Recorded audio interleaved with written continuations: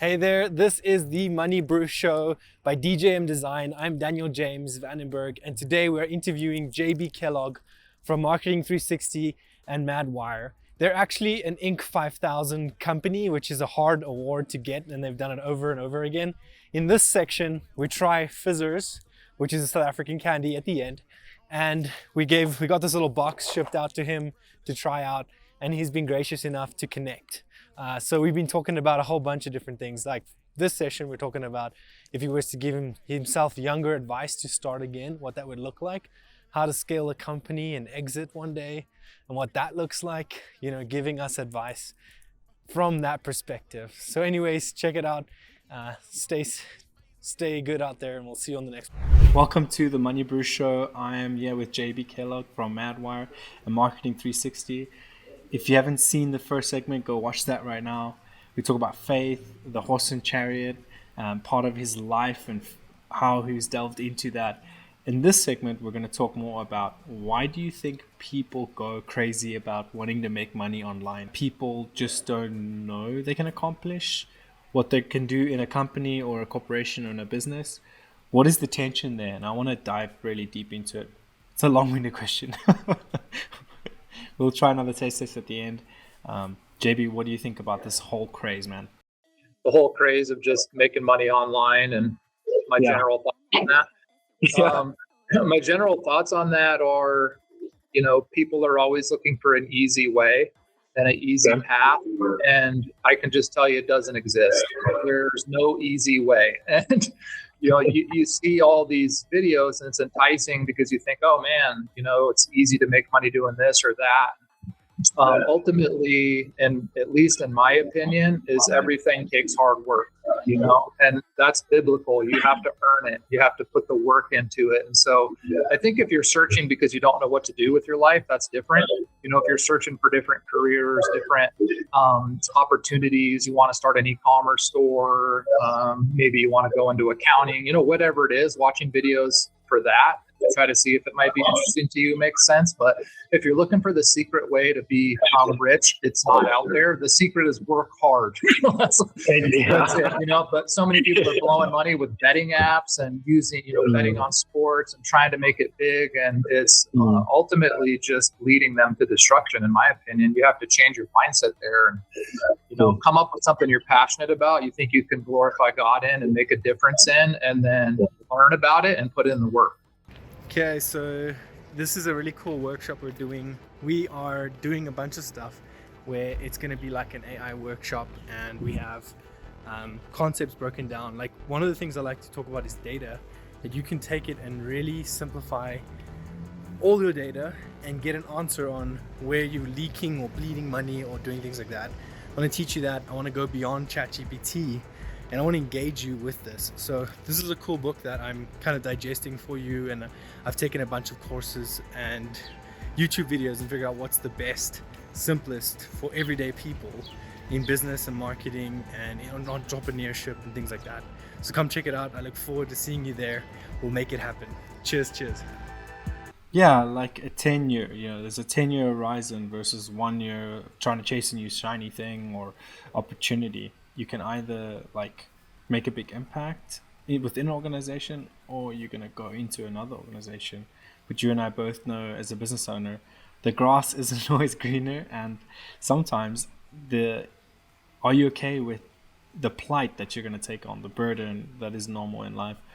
And like by the labor of the land is like what it says in the Bible. You'll constantly be toiling that land as part of the spiritual blessing there. You don't always realize it, but on the other side of that, it's the labor of love in the fact that we're worshiping and honoring God through that act. And so that does happen. And I think hearing your story, it's like a good example for us as small business owners. You've put the 10-year, the 20-year, whatever that looks like. This is spin off to my next question.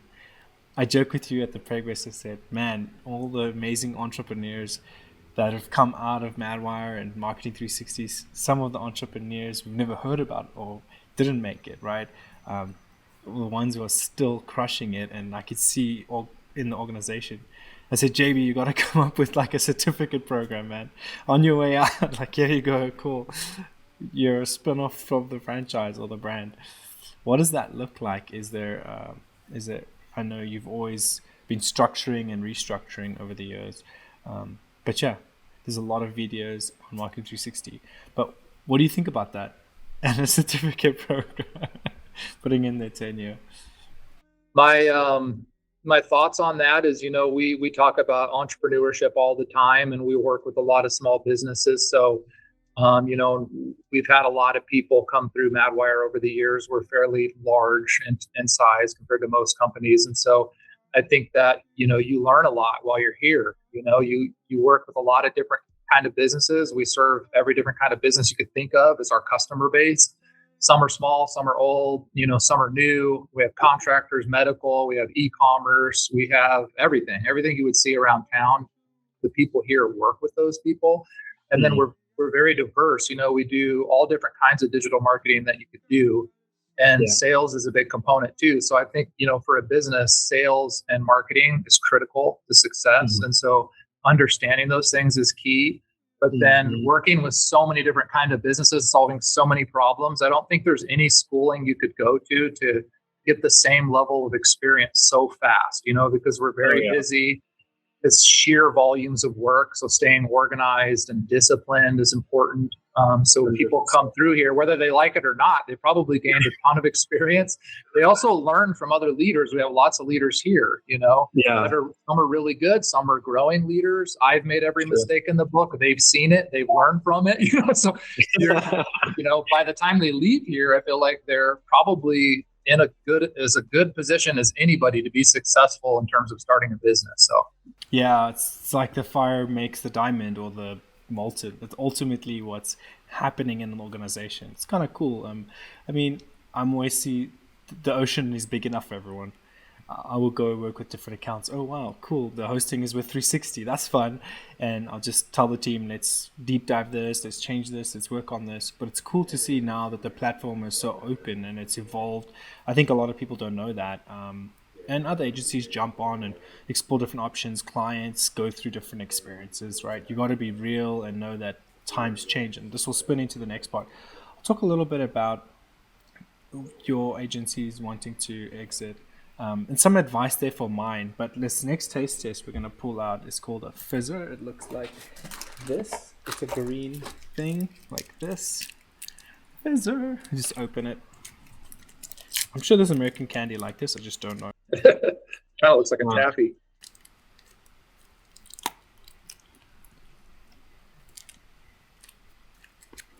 You have to open up the wide piece. It's like small, and then you take a small bite. I should be good to go.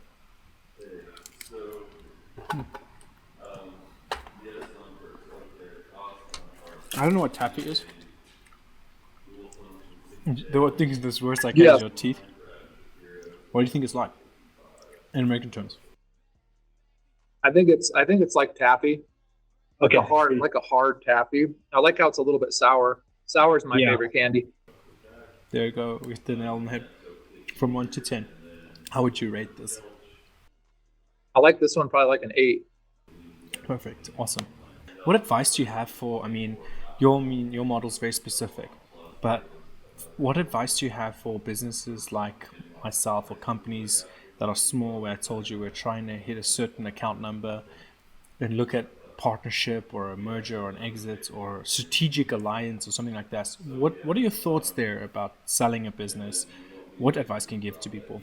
It all depends on the business, but I think that trailing 12-month EBITDA is a big factor in terms of valuation. And prior to COVID, it was more based on growth rate, but now since then it's more based on a multiple of EBITDA, and a pretty standard multiple is 10 times. So just to help the audience, EBITDA, what would that mean for the audience? It's basically profitability, like what you're profiting. So if you're profiting, just for simple math, like $1 million a year, let's say, then a pretty typical valuation there might be 10 million.